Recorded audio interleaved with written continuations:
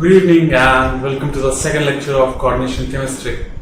Last class में हमने discussion में ये देखा कि overall coordination compounds are just salts, kind of salt. एक सॉल्ट होते हैं molecular addition salt which do not give the test of all the constituent ions. एक ये बात देखी हमने. तो उसके बाद हमने डिस्कस किया कि किस तरह से कोऑर्डिनेशन कंपाउंड को रिप्रेजेंट किया जाता है. That was the second point. Representation के बाद टाइप्स ऑफ कोऑर्डिनेशन कंपाउंड देखा, परफेक्ट, इम्परफेक्ट. दूसरा एक तरीका देखा, that was simple, complex, complex, simple, neutral, like that. And ligands की बात की, लिगेंड्स के टाइप्स देखे थे. अब वहां पे एक बात मैंने ये बताई कि क्लासिफिकेशन जो लिगेंड्स के करते हैं, तो लिगेंड्स को क्लासिफाई मैंने कहा 3 तरीके से किया था. एक हमने पढ़ा था चार्ज बेसिस पे, that was neutral, positive, negative. दूसरा हमने पढ़ा डेंटिसिटी के बेसिस पे, मोनोडेंटेट, बाइडेंटेट एंड उसके बाद पॉलीडेंटेट, फ्लेक्सिडेंटेट एंड इसके अलावा हमने देखा था तो एम्बीडेंटेट. एक तरीका और है क्लासिफिकेशन का, वो समझते हैं आज. ठीक है, वहां से हम आगे प्रोसीड करेंगे. Let's see. तो क्लासिफिकेशन कर रहे हैं, क्लासिफिकेशन ऑफ द लिगेंड्स. ठीक है, classification of the ligands. Ligands का classification on the basis of bonding. Bonding के बेसिस पे. बॉन्डिंग बेसिस का मतलब क्या है? सिंपली पहले समझो टाइप्स क्या होते हैं. एक तो क्लासिकल लिगेंड होता है. ठीक है, हमने क्या पढ़ा? एक मेटल है, लिगेंड का काम क्या है? Let's say L is the ligand. ये इसको कोऑर्डिनेट बॉन्ड के थ्रू अपना लोन पेयर दे देता है. तो मेटल को लिगेंड ने अपना लोन पेयर डोनेट कर दिया. तो ये कहलाता है क्लासिकल लिगेंड. क्लासिकल मतलब क्लासिकल टाइप या classical way of coordination bond. Bond में हुआ क्या? लोन पेयर है, लोन पेयर आया, लोन पेयर मेटल को दे दिया. Classical ligand. जैसे कि आप देखते हो वाटर. वाटर क्या होता है? एक क्लासिकल लिगेंड है. ऑक्सीजन अपना लोन पेयर डोनेट कर देता है. अमोनिया अब क्लासिकल लिगेंड, नाइट्रोजन अपना लोन पेयर डोनेट कर देता है. This are called classical ligand where the ligand just donates the lone pair और कुछ एक्स्ट्रा काम नहीं. एक और तरीका है, that is another way. Obviously और वो क्लासिकल है, this will be non classical ligand. दूसरा क्या होगा? Non classical ligand. समझते क्या है नॉन क्लासिकल लिगेंड? क्या है? वो क्या है? इस केस में मेटल एज इट इज है, लिगेंड ने क्या किया? डोनेट किया अपना लोन पेयर. अगर लोन पेयर ने डोनेट किया, लिगेंड ने अपना लोन पेयर डोनेट किया, तो लिगेंड के पास तो इलेक्ट्रॉन कम हो गए. लिगेंड के पास इलेक्ट्रॉन कम हो गए. पॉसिबिलिटी ये भी कि मेटल के पास इलेक्ट्रॉन बढ़ गए. मेटल शायद उस इलेक्ट्रॉन को कंट्रोल ना करता. लिगेंड ने लोन पेयर दिया, इसके पास वैकेंट ऑर्बिटल आ गया और मेटल ने इलेक्ट्रॉन लिया, उसका इलेक्ट्रॉन डेंसिटी बढ़ गई. ये क्या कर सकता है मेटल? इलेक्ट्रॉन बढ़ने के चलते ये इसको बैक डोनेट कर सकता है. मतलब जो इसके पास इलेक्ट्रॉन बढ़ गए वो लिगेंड को वापस दे दे इन इट्स वैकेंट ऑर्बिटल. ठीक है, वैकेंट ऑर्बिटल होगा तभी ये दे पाएगा.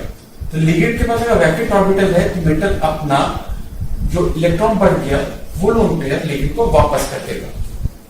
This type of ligand are known as non classical ligand. ठीक है, तो हम क्या कह रहे हैं? नॉन क्लासिकल लिगेंड कौन से होंगे?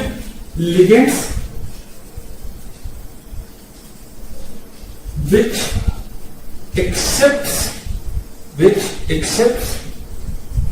lone pair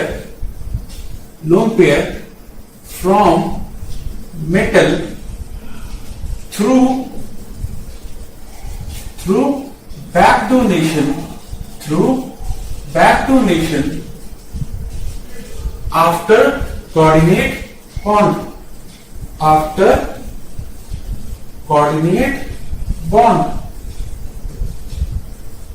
After coordinate bond formation. Coordinate bond formation हो गया, उसके बाद बैक डोनेशन लेता है in its vacant orbital.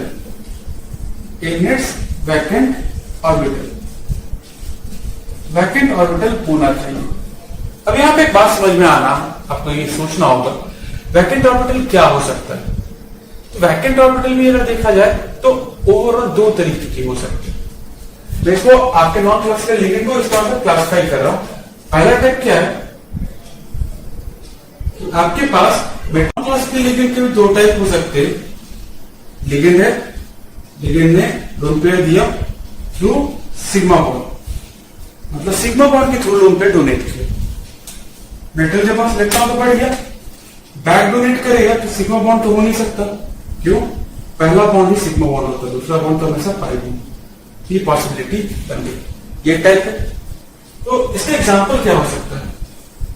Example समझो, Cn माइनस, Cn माइनस जो पहला बॉन्ड बनाएगा उस सिग्मा बॉन्ड के थ्रू अपना डोनेट करता है। Cn माइनस के बाद CO कहां बनाएगा? ये भी लिगेंड है, मोनोडेंटेड लिगेंड है, ये भी अपना लोन पेयर सिग्मा बॉन्ड के थ्रू डोनेट करता है। NO सिग्मा बॉन्ड के थ्रू डोनेट करता है, बट एक्सेप्ट कहां करता है ये बताओ। वैकेंट ऑर्बिटल कहां से आया? ये तो कंपाउंड से, वैकेंट ऑर्बिटल कहां से आया? सिंस ये कंपाउंड है, आपने केमिकल बॉन्डिंग में पढ़ा है, इसका एमओटी के थ्रू स्ट्रक्चर ड्रॉ करते हो, ये पाई एंटी बॉन्डिंग में वैकेंट ऑर्बिटल रखता है। एक्सेप्ट कहां कर रहा है? Pi anti bonding is the vacant orbital. जबकि इसके यहां पे अगर PF3, ठीक है, PF3 दे रखा होता, PCl3, इस तरह का स्ट्रक्चर सामने आता है, तो ये कहां एक्सेप्ट कर रहे हैं ये समझो। In this case he will accept in vacant d orbital, vacant d orbital में एक्सेप्ट करते हैं। ठीक है, इसका मतलब ये भी दो टाइप के हैं एक तरीके से। एक वो जो वैकेंट एंटी बॉन्डिंग ऑर्बिटल में एक्सेप्ट हो रहा है, दूसरा वो वैकेंट d ऑर्बिटल में एक्सेप्ट हो रहा है। ये टाइप क्या है? सिग्मा से डोनेशन एंड पाई से डोनेशन। एक टाइप और हो सकता है जिसका सिग्मा बॉन्ड बनाने की कैपेबिलिटी ही नहीं हो, मेटल है, लिगेंड ने जो अपना लोन पेयर दिया वो पाई बॉन्ड का ही लिगेंड, वापस भी पाई, मतलब पाई पाई। ये कह रहा है सिग्मा पाई, ये है पाई एंड पाई। ओके, तो अगर पाई एंड पाई अगर स्ट्रक्चर है, डोनेशन भी पाई से, एक्सेप्टेंस भी पाई से, लाइक आप समझो बेंजीन, बेंजीन के पास 6 पाई इलेक्ट्रॉन है, वो डोनेट करेगा, एक्सेप्ट भी वो पाई में ही करेगा। कहां एक्सेप्ट करेगा? Obviously anti bonding, obviously anti bonding vacant orbital में ही लेगा। ठीक है, बेंजीन हो सकता है, इसके अलावा साइक्लोपेंटा डाइनाइल हो सकता है, आना है, ये पॉसिबिलिटी है। इवन इथिलीन हो सकता है।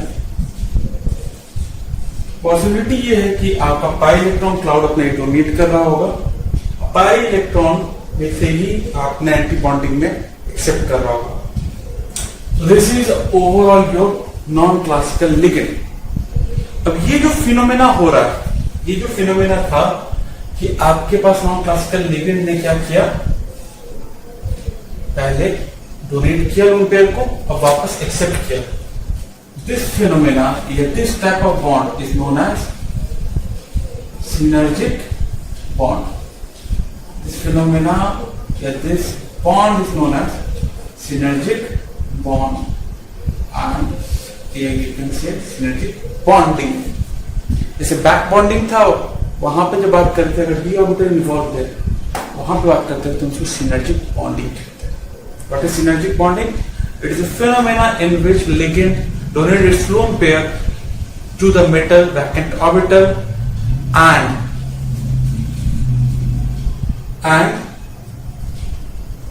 ligand accept the electron in its vacant orbital, whether it is d or anti-bonding orbital.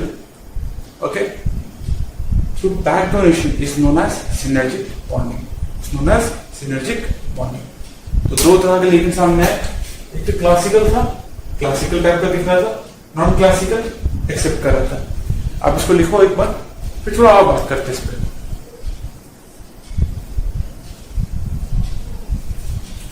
अब इसमें एक चीज देखो गौर से,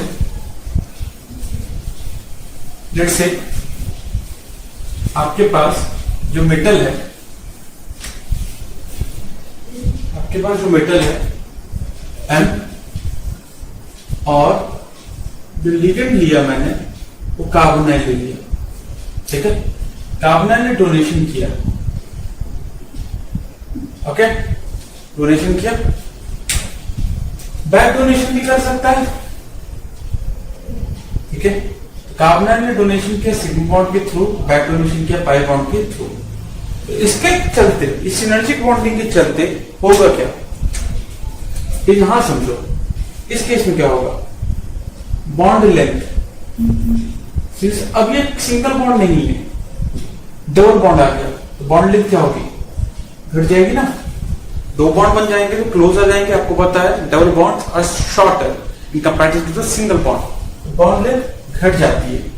व्हाट अबाउट बॉन्ड स्ट्रेंथ, या फिर आप कह सकते हो बॉन्ड ऑर्डर, बॉन्ड ऑर्डर बढ़ जाएगा, बॉन्ड लेंथ घट जाएगी। सिमिलरली यहां पे अगर बात करते हैं, यहां पे इसने क्या किया, बैक डोनेशन लिया, इलेक्ट्रॉन्स को बाहर से मिल गया है, ये बॉन्ड क्या होगा, वीक हो जाएगा। बॉन्ड वीक होने का मतलब बॉन्ड ऑर्डर क्या हुआ, डबल से वो सिंगल की तरफ बढ़ा, bond order decrease. Bond length की अगर बात करते हैं, what about the bond length, bond length will increase. ये बात आपको ध्यान रखना है, कार्बोनाइल कंपाउंड्स बहुत ज्यादा इंपॉर्टेंट कंपाउंड्स होते हैं, कई बार ये रिपीट हो रहा होता है, इसमें सवाल कई बार पूछ ही आता है, ठीक है। लाइक लेट्स सी, एक क्वेश्चन ही देख लेते हैं, ठीक है। Which of the following, which of the following has, which of the following has, which of the following has maximum C double bond O bond length, maximum C double bond O bond length. Option number 1 vanadium CO6, ठीक है, vanadium CO6। दूसरा iron CO6,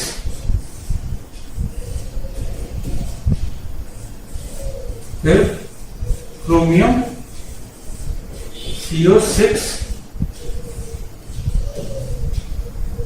and manganese CO6। अरे सबसे ज्यादा CO की bond length किसमें होगी, ये पूछ रहा है। CO बॉन्ड लेंथ मैक्सिमम किस केस में होगी, A, B, C और D। A में होगी, B में होगी, C में होगी या फिर D में होगी। बॉन्ड लेंथ मैक्सिमम का मतलब क्या होगा, सिनर्जिक बॉन्डिंग इसमें क्या होनी चाहिए, maximum synergic bonding, synergic bonding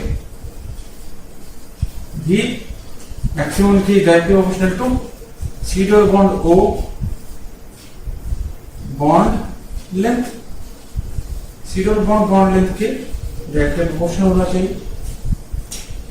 तो वेनेडियम, आयरन, क्रोमियम और मैंगनीज पर देखा जाए तो आपके पास जो मेटल है, इन सब केसेस में अगर देखोगे वेनेडियम, आयरन, क्रोमियम और मैंगनीज में, तो डोनेट कर रहा है लिगेंड, और इसके चलते मेटल क्या करेगा, बैक डोनेट करेगा।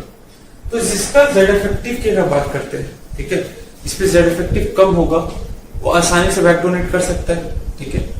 तो जेड इफेक्टिव मिनिमम किसका है, तो वेनेडियम, ठीक है। बाकी आप इस तरह समझ सकते हो, जेड इफेक्टिव का मतलब क्या, प्रोटॉन नंबर, प्रोटॉन का नंबर किसमें ज्यादा है, इनसे में प्रोटॉन के नंबर ज्यादा है, manganese, chromium, iron, vanadium. Vanadium अगर देखते हैं तो 23 इसका एटॉमिक नंबर है।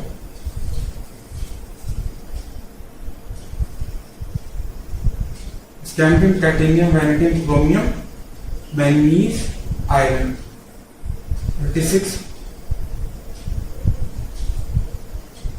24,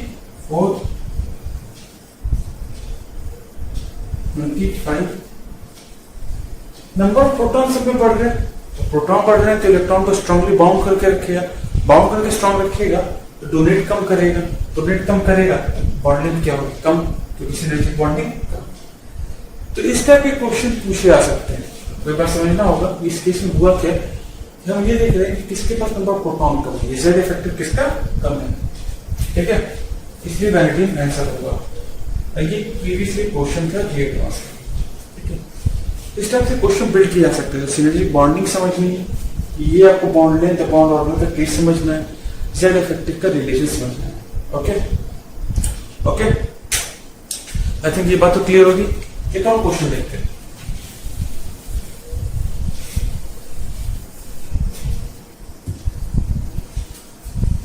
आपके पास क्वेश्चन दिया गया है, प्लैटिनम है, क्लोरीन है, क्लोरीन है, क्लोरीन है,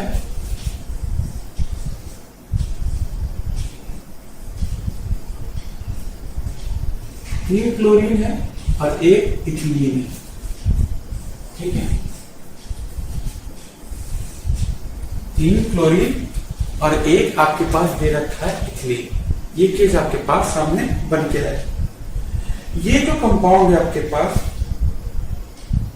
this compound is overall the first organometallic compound, first organometallic मतलब ऑर्गेनिक कंपाउंड है, साथ ही साथ first organometallic compound, organic compound है, साथ ही साथ आपके पास मेटल इन्वॉल्व है।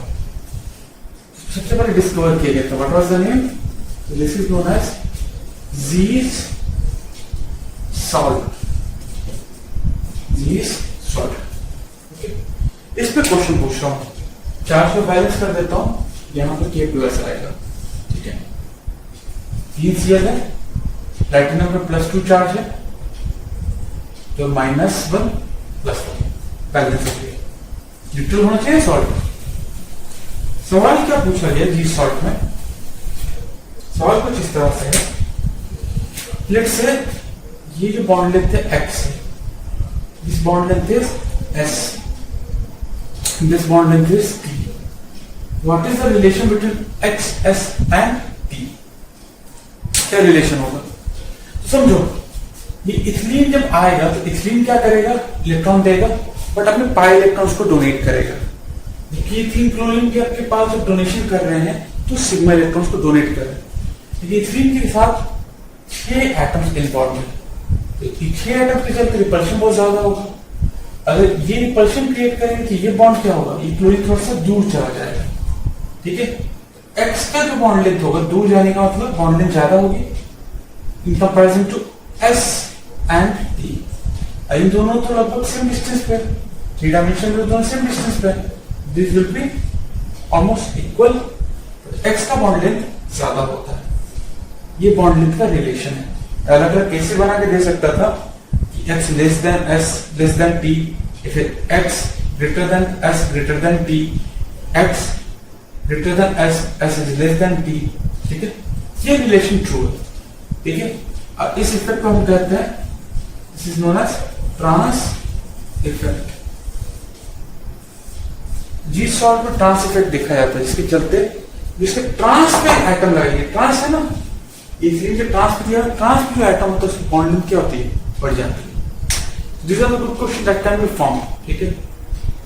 नीट के एग्जाम में क्या होगा, डायरेक्टली पूछा हुआ है उन्होंने, व्हाट इज जी सॉल्ट, ठीक है। नीट में प्रीवियस ईयर में एक बार पूछा गया, what is the formula of Zeise salt, अब बताना चाहिए, इट विल बी KBtCl3C2H6, ठीक है। ट्रांस इफेक्ट में जेई एडवांस में पूछ रखा है कि ट्रांस इफेक्ट किस तरह से लगता है, इस टाइप से क्वेश्चन बिल्ड किए जाते हैं। तो आई थिंक आपको बात समझ में आ गई, synergy bond is very strong and very important concept. Bond length का चेंज क्या हो रहा है, बॉन्ड ऑर्डर का क्या चेंज हो रहा है, जेड इफेक्ट कैसे रिलेट हो रहा है, ट्रांस इफेक्ट क्या होता है। तो this is the classification of your ligands. 3 criteria भी किया, चार्ज पे किया, इंटेंसिटी भी किया, एंड उसके बाद बॉन्डिंग के मेथोडोलॉजी पे किया। ओके, आई थिंक ये सारी बातें क्लियर हो चुकी होंगी, अब इसको भी नोट कर लो। Okay, After that, we will move on. Okay, write it down.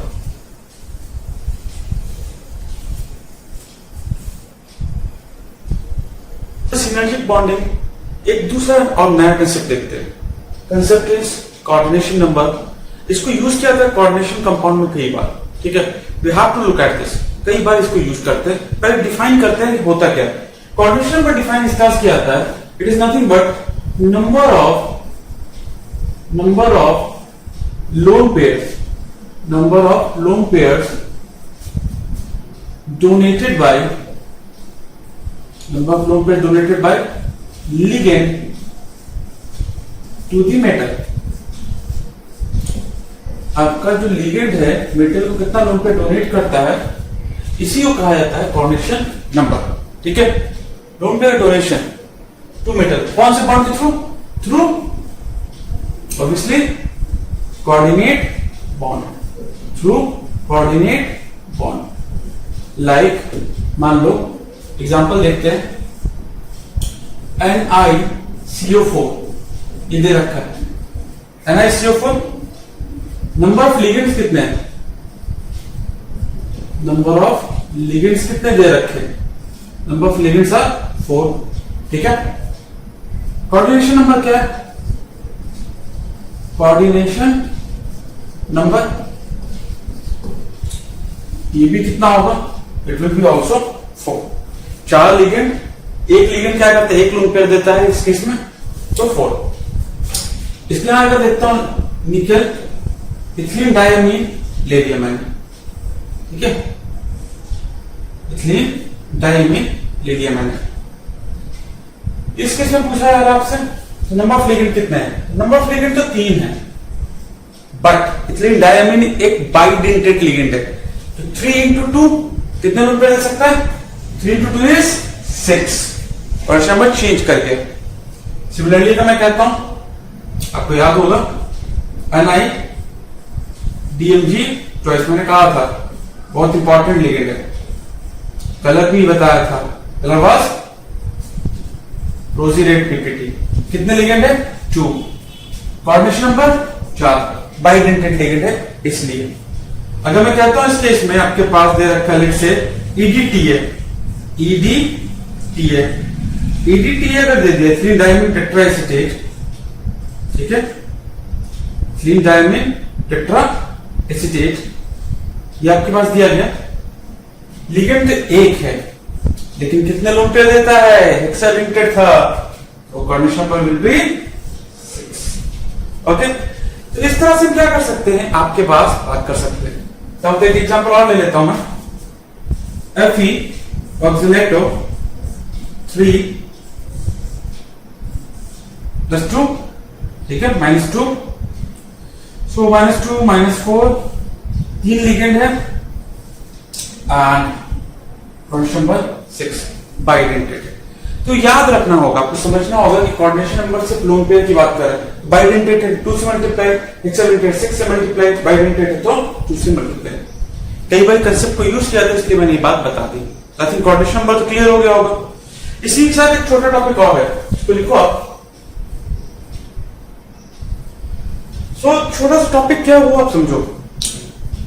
Coordination number के अलावा कई बार ऑक्सीडेशन स्टेट पूछाता है. जैसे आप ऑक्सीडेशन स्टेट कंप्लीटली डिटेल में रिडॉक्स रिएक्शन में पढ़ चुके हो. रिडॉक्स रिएक्शन में क्या कहा था आपने? ऑक्सीडेशन नंबर या फिर ऑक्सीडेशन स्टेट. उसी चीज को यहां पे भी देखना है. कोई डिफरेंस नहीं है, दोनों सेम ही चीज है. लाइक K4FeCN6 ये दे रखा है. इस केस में अगर पूछा जाए तो आयरन का ऑक्सीडेशन स्टेट क्या है, तो आप क्या कहोगे? आयरन का ऑक्सीडेशन स्टेट को मैं X मान लेता हूं, तो आपने लिखा +4 + X -6 = 0, तो X = +2. यही लिखते हैं. सिमिलरली अगर मैं ये कहूं, एग्जांपल है NiCO4. निकल को कोई मान लेते X है, CO पे तो कोई चार्ज नहीं होता, 0 = 0. निकल पे चार्ज कितना आ जाएगा? Okay, let's say KAgCN2. ये AgCN2 +1 plus x minus 2 0 x is equal to plus 1. What is oxidation state? It is the charge that is present on the metal in reality or in virtual form. तो redox में पढ़ा तो वही चीज है। तो ये बात आपको निकालना आता है, बस एक बात समझ लेना। कई बार ऐसे लिखा हुआ होता है, अगर ऐसा नहीं लिखा है तो कॉम्प्लेक्स बॉक्स में चार्ज के साथ लिखा जाता है, लाइक दिस। तो ये +1 है तो ये -1 ऑब्वियसली होगा, तब भी आप निकाल सकते हो।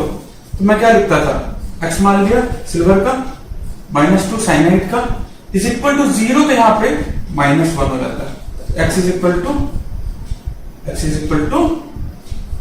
+1, इस तरह से बात चली जाती है। ओके, ये बात आपको समझनी होगी कि you have to approach like this, in this way, otherwise problem होती है। Oxidation state is done, coordination number is done, ठीक है। ये सब इसलिए बताते हैं क्योंकि एक कंसेप्ट है इफेक्टिव एटॉमिक नंबर का, उसे भी समझना होगा।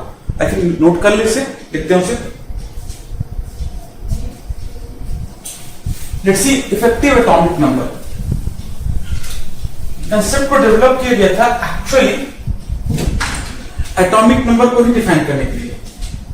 एटॉमिक नंबर आप लोग पढ़ते हैं कि ओवरऑल नंबर प्रोटॉन है वही होता है, बट इलेक्ट्रॉन लेने के बाद एटॉमिक नंबर का बिहेवियर चेंज हो जाता है, ठीक है। या बॉन्ड बनने के बाद उसका बिहेवियर चेंज हो जाता है। Effective atomic number is the actual atomic number that is found after the intake of lone pair from the ligands, ठीक है। This is nothing but atomic number, simply आप कह सकते हो atomic number of the metal after coordinate bond formation of the metal, after coordinate bond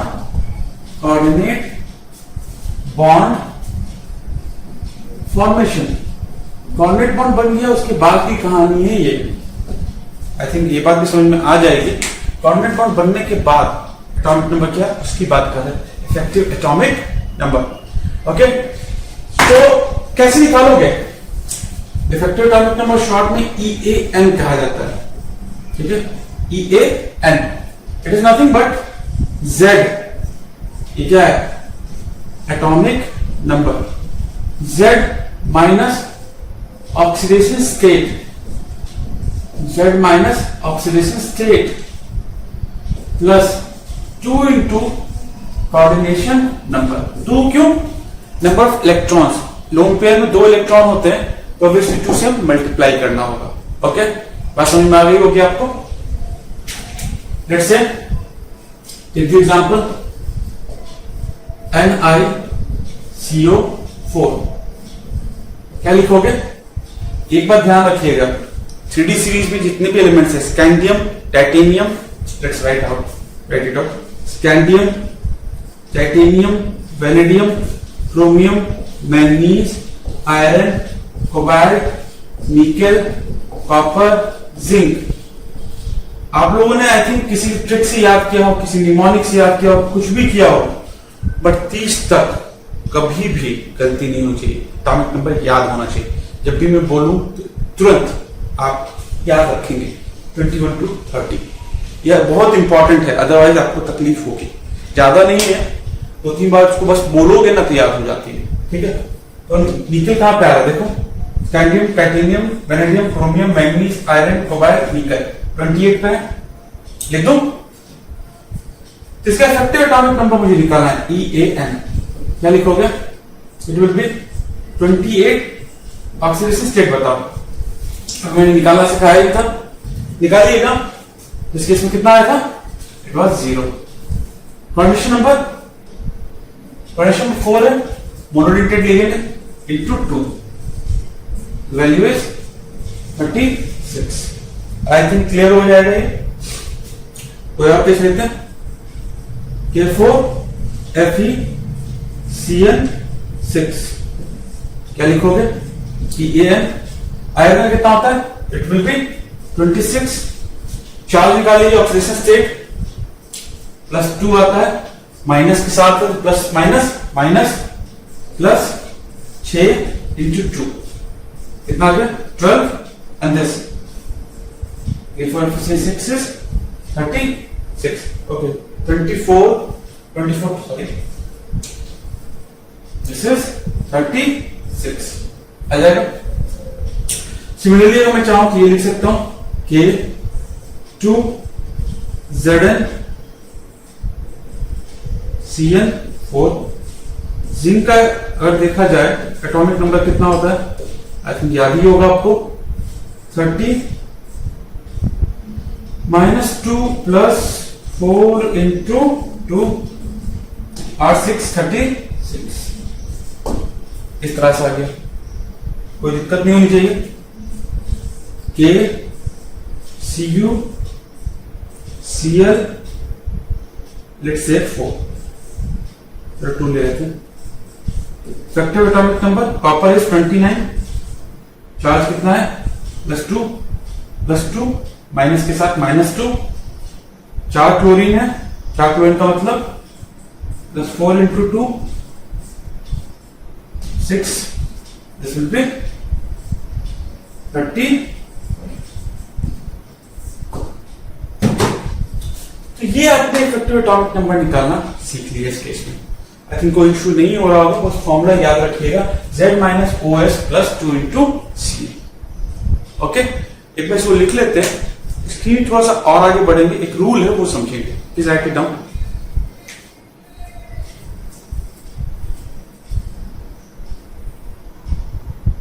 effective atomic number निकालना आपने सीख लिया। एक एग्जांपल और देखते हैं, निकेल इथिलीन डायमीन, ठीक है। निकेल का इफेक्टिव एटॉमिक नंबर के लिए एटॉमिक नंबर इज 28, 28 है, गुड। 28 - 2 + 6 × 2 6 क्यों? क्योंकि ये बाइडेंटेड लिगेंड है।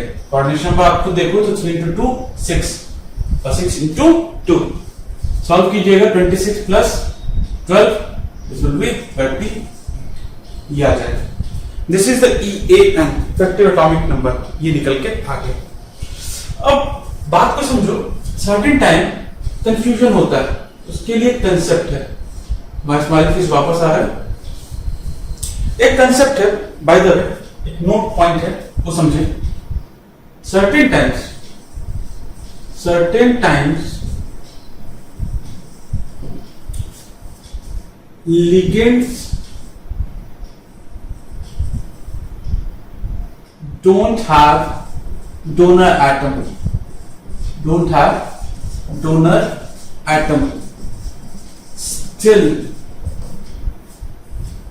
donate electrons through coordinate bond by pi electrons। याद होगा मैं बताया पाई इलेक्ट्रॉन डोनेट किया जा सकता है, ऐसा पॉसिबिलिटी है। उनके खुद पे कोई डोनर एटम नहीं होता, जैसे कि देखो इथिलीन है आपके पास, C2H4 है, इसके कोई डोनर एटम नहीं है, बट ये अपने इलेक्ट्रॉन्स डोनेट कर सकता है। कौन से इलेक्ट्रॉन डोनेट कर सकता है? तो अपने 2 पाई इलेक्ट्रॉन्स डोनेट कर सकता है। तो इसको हम लिखते हैं eta2। इस तरह से लिखा जा सकता है eta2 इथिलीन, ठीक है। eta2 इथिलीन आपके पास लिखा जा सकता है, तो this will B eta2 ethylene. क्यों? इसने अपने पाई इलेक्ट्रॉन्स को डोनेट किया। eta2 बस ये बता रहा है नंबर ऑफ कार्बन इन्वॉल्व, कितने कार्बन के बीच में पाई इलेक्ट्रॉन है, तो 2 कार्बन के बीच में, this will B eta2। Similarly अगर देखा जाए तो इसकी बात करते हैं, साइक्लोपेंटाडाइनाइन, ये सिग्मा डोनेट करता है, इसमें सिग्मा साइक्लोपेंटाडाइनाइन, तो कोई दिक्कत नहीं, इसने अपना बस एक लोन पेयर डोनेट किया, ओके। तो इसने ये किया, बट अगर पाई डोनेट करता है तो क्या लिखोगे? eta5 क्यों? 5 कार्बन है, टोटल पाई इलेक्ट्रॉन्स कितने हैं? 6 पाई इलेक्ट्रॉन्स इसने डोनेट किए, तो eta5 साइक्लोपेंटाडाइनाइन। तो यहाँ पे मैं बस ये बताना चाह रहा हूँ कि पाई इलेक्ट्रॉन डोनेट करते हैं तो उसको ईटा के टर्म्स में रिप्रेजेंट करते हैं। सिमिलरली अगर बेंजीन आता है, ये भी तो डोनेट करता है, 6 इलेक्ट्रॉन डोनेट करता है, क्या लिखोगे? ईटा 6 बेंजीन। ये जो पावर पे नंबर लिखा जा रहा है, नंबर ऑफ कार्बन है, 6 कार्बन के बीच में या 5 कार्बन के बीच में या 2 कार्बन के बीच में। ये बात आपको ध्यान रखनी होगी, अदरवाइज दिक्कत होती है। ओके, ये बात आपको समझना होगा कि सर्टेन टाइम ऐसी चीजें सामने आ सकती है। बिकॉज अगर देखो, आई थिंक ये लिख लिया होगा, please right it down.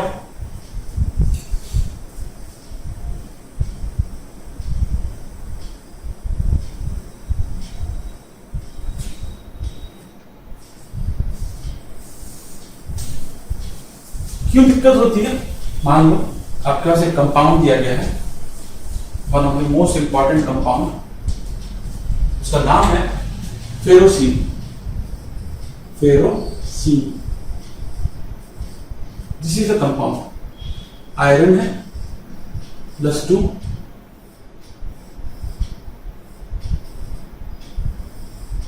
Negative charge होगा साइक्लोपेंटाडाइनाइन का,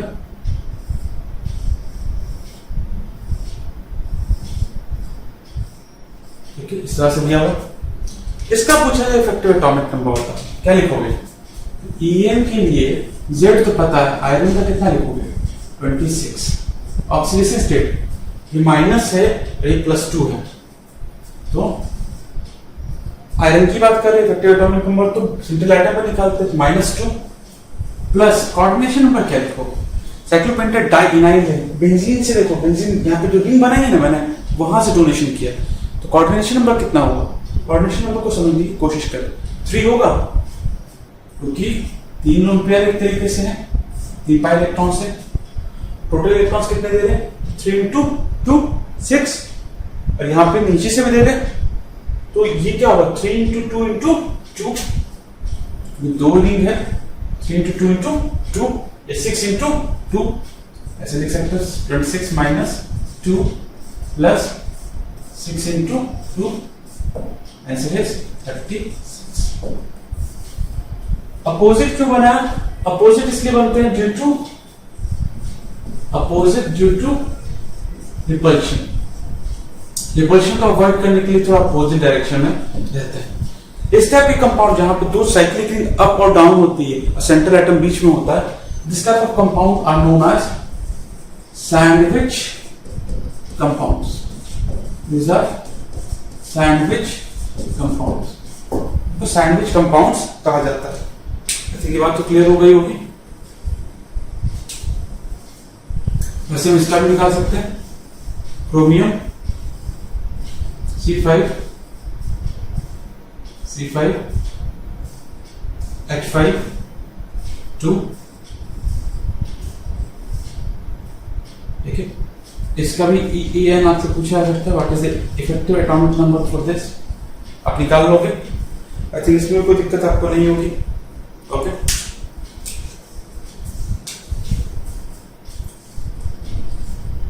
एक केस ये आप निकाल लीजिएगा, titanium sigma C5 H5 2, sigma C5 H5 2 and pi के यहां पर मैं लिखता हूं ईटा 5 C5 H5 2 + 4। बात को समझने की अब कोशिश करते हैं, ऐसा क्या हुआ, क्या लिखना चाह रहा हूं मैं।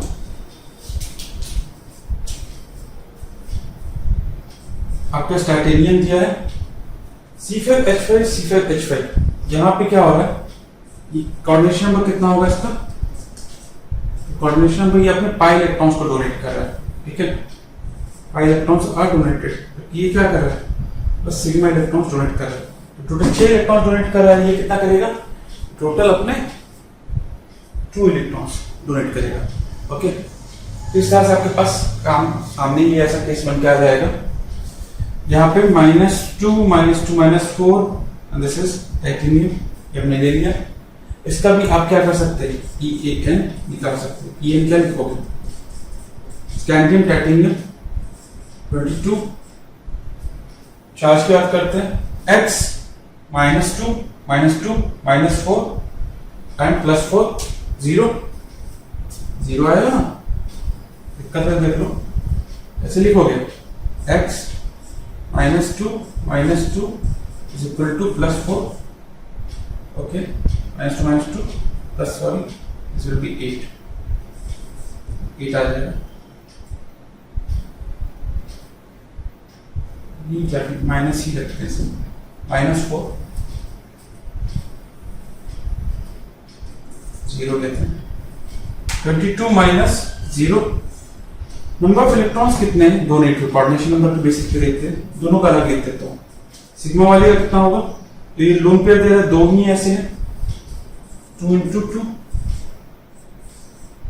प्लस 6 इलेक्ट्रॉन्स दे रहा है, 6 × 2,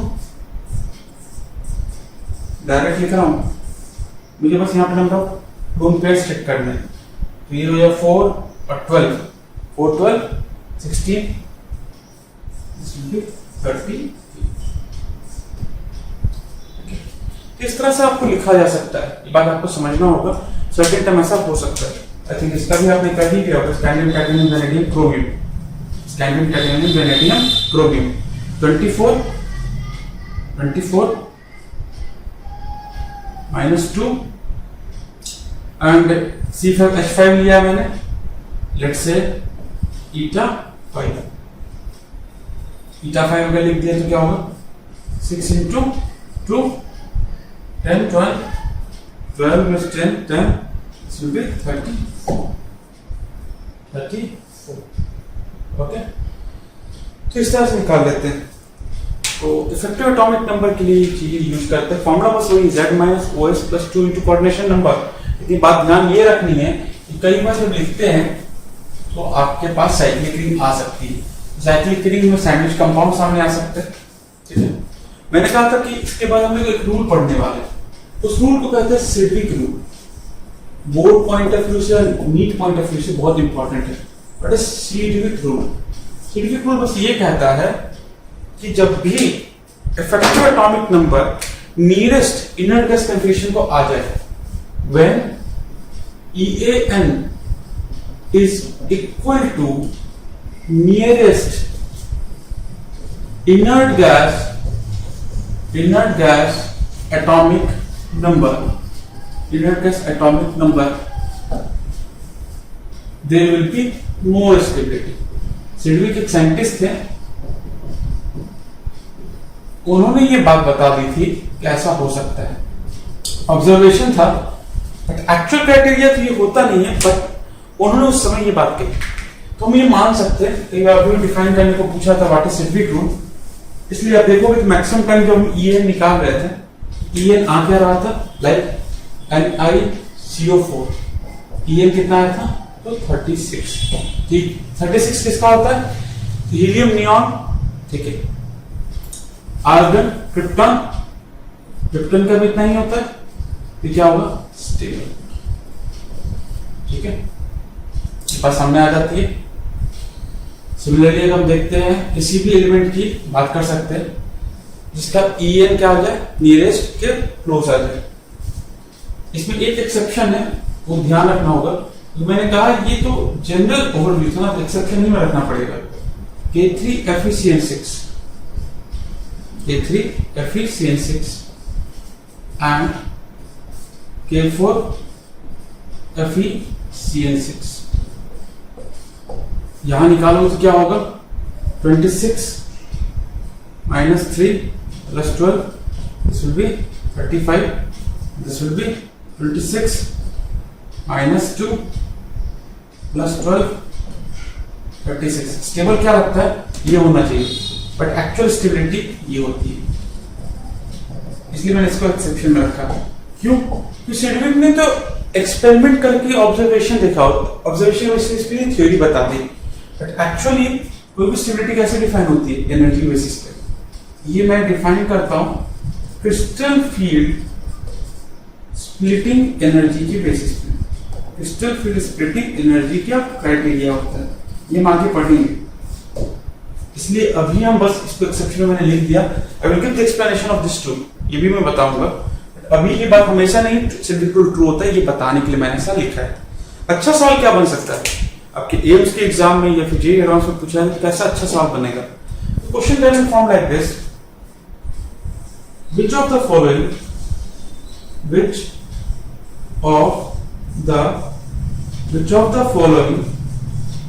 will act as oxidising agent? इनमें से कौन सा ऑक्सीडाइजिंग एजेंट की तरह बिहेव करता है? ये सवाल आपके सामने आ सकता है। या आपसे पूछा जाए कि इन ऑप्शन दिए गए कंपाउंड दे रखे, कंपाउंड में से कौन सा ऑक्सीडाइजिंग एजेंट की तरह काम करेगा? Option are vanadium CO6, vanadium CO6, second option chromium CO6, C option manganese CO6, scandium, titanium, vanadium, chromium, manganese CO6, and एक और ले लेते हैं, let's say nickel CO, EN निकालोगे, सबका EAN निकालो। ऑक्सीडाइजिंग एजेंट क्या करते हैं? This will be 36, this will be 36, this will be 36, but this will be 35। Oxidising agent का मतलब क्या होता है? उसका खुद का रिडक्शन और इलेक्ट्रॉन है। तो यहां देखो, अगर ये वाला केस मैंगनीज इलेक्ट्रॉन लेता है 36 हो जाएगा, स्टेबिलिटी आ जाएगी, इसलिए this will act as oxidising agent. इस टाइप से क्वेश्चन बिल्ड किया जाता है कि आपको ऑक्सीडाइजिंग एजेंट पहचानना है। तो आंसर क्या होगा? वो हो सकता है इसका खुद का रिडक्शन, तो मैंगनीज वाला केस आपका आंसर हो जाएगा। तो this type of question can be form on Sidgwick rule और EEN concept. Okay, I think यहां तक कोई इशू नहीं होना चाहिए। फॉर्मूला सिंपल है, Z-OS प्लस 2 × CN। प्रैक्टिस करने के लिए मैं EN के और क्वेश्चन आपको दे दूंगा, ठीक है, आसानी से आप सॉल्व कर सकते हो, कोई इशू नहीं होना चाहिए। कोऑर्डिनेशन कंपाउंड के लिए मैं थ्योरी जितना बता रहा हूँ आप उसको ही थॉरली पढ़ें। एनसीईआरटी कब पढ़नी है मैं बताऊंगा, अभी बस नोट्स पे ध्यान दो, जो शीट मिली है उसको ट्राई करो। एनसीईआरटी डायरेक्ट मत रीड करना। NCERT for coordination compound metallurgy clarity नहीं है एनसीईआरटी में, बाद में पढ़िएगा। You have to read it but later on, अभी बस नोट्स पढ़े। तो मैंने अभी तक कहां तक बात कर ली? आज के लेक्चर लिगेंड्स के बाद क्लासिकल नॉन क्लासिक कंसेप्ट की बात की, EN का कंसेप्ट डिस्कस किया, कोऑर्डिनेशन नंबर का कंसेप्ट डिस्कस किया, स्टैंडर्ड कंपाउंड डिस्कस किया, एंड सिल्विक रूल डिस्कस किया। From the next class, we will discuss nomenclature of coordination compound. Okay, we'll stop here.